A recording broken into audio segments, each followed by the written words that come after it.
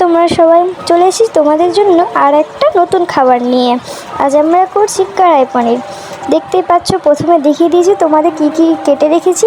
তারপরে গরম তেল দিয়ে তাতে পেঁয়াজগুলো ভালোভাবে ভেজে নিয়ে বড় বড় করে কাটা ক্যাপসিকাম আর পেঁয়াজ আমি দিয়ে দিয়েছি। এদের মধ্যে একটু নাড়াচাড়া করে নেব। নাড়াচাড়া করার পর এতে আমি দিয়ে দিলাম আদা রসুনের পেস্ট। আদা রসুনের পেস্টটা দিয়ে ভালোভাবে নাড়াচাড়া করে নেব।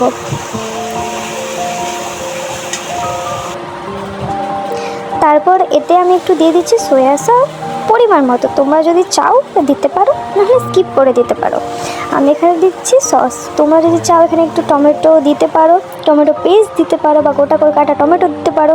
তো আমি এখানে সস দিয়েছিলাম।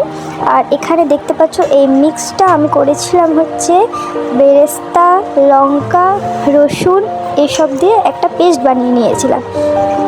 তারপরে এটাতে আমি সব কিছু ভালো মতন করে মিক্স করে নিলাম। করে দেখতে পাচ্ছ গ্রেভিটা গাঢ় হয়ে এসেছে। তারপর আমি এটা একে একে মশলাগুলো দিয়ে দিব। এটাতে আমি শুকনো লঙ্কা গুঁড়ো, কাশ্মীরি লাল লঙ্কা গুঁড়ো, তারপর হলুদ গুঁড়ো, এতে আমি দিয়ে দিচ্ছি একটু সবজি মশলা।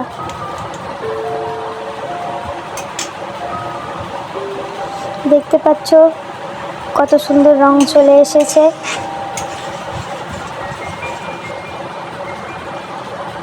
তো এবার আমি একটু জল দিয়ে দেবো পরিমাণ মতো। তারপর এতে ওপর থেকে আমি একটু মটরশুঁটি ছড়িয়ে দিচ্ছি। এবার একে একে পনিরগুলো আমি আগে থেকে মিক্স করে রেখেছিলাম সব কিছু মশলা দিয়ে, সেটা আমি ক্যাপসানে দিয়ে দেব। এবার তারপর ওটা একে একে করে আমি দিয়ে দিব এটার মধ্যে। হয়ে গেছে, প্রায় একদম রেডি আমাদের রান্না। খুব অল্প সময়ের মধ্যে করে ফেলুন। ঢাকনা খুলেই রেডি আমাদের কড়াই পনির। আজকের জন্য এইটুকুই, দেখা হচ্ছে পরের ভিডিওতে।